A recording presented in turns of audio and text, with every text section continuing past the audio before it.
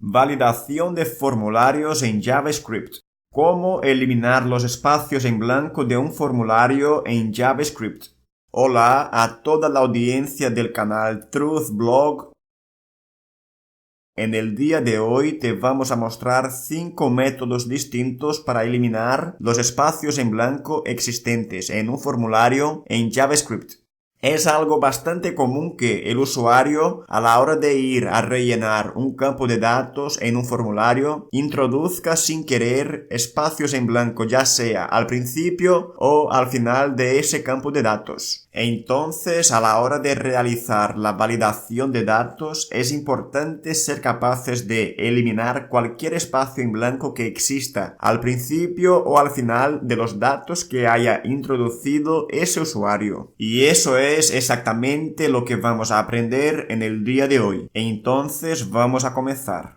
En el ejemplo que se muestra en el vídeo, hemos creado una variable que va a contener espacios en blanco al principio y al final, y vamos a mostrarla en consola. Y así, al mostrarla en consola, aparecen los espacios en blanco al principio y al final. Y eso puede suponer un problema grave a la hora de manejar los datos que introduzca el usuario. Entonces, siempre debemos realizar una validación de datos y comprobar si existen datos en blanco al principio o al final de lo que haya introducido el usuario. Y eso lo hacemos empleando el método trim en JavaScript. Observa cómo el método trim ha eliminado los espacios en blanco que existían al principio y al final de nuestra variable. Y ese método trim tiene otras variaciones que también son muy interesantes. Por ejemplo, si nosotros queremos eliminar los espacios en blanco que existan al principio de una cadena de texto, entonces vamos a usar trim start.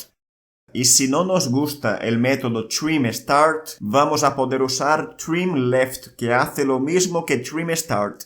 Ahora, si lo que queremos es eliminar los espacios en blanco que existan al final de una cadena de texto, vamos a usar el método trim end.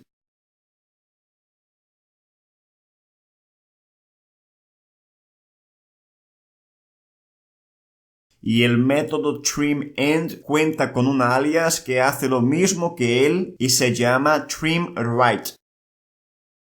Y ahora, si hacemos un análisis un poco más en profundidad, vamos a darnos cuenta que si combinamos los métodos trimStart y trimEnd, vamos a conseguir lo mismo que conseguimos con el método trim.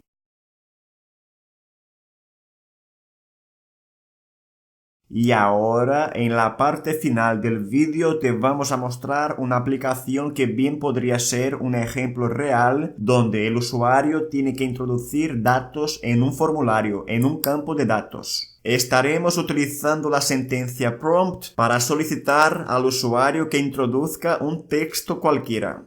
Y en el momento en que queramos eliminar los espacios en blanco que puedan existir en estos datos que haya introducido el usuario, entonces usaremos el método trim.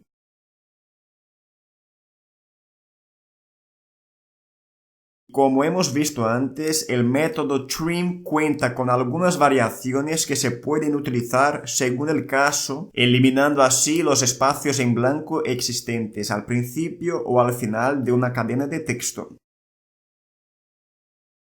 Y esto era todo lo que teníamos para mostrarte en el día de hoy. Un saludo a todos y nos vemos en el siguiente vídeo.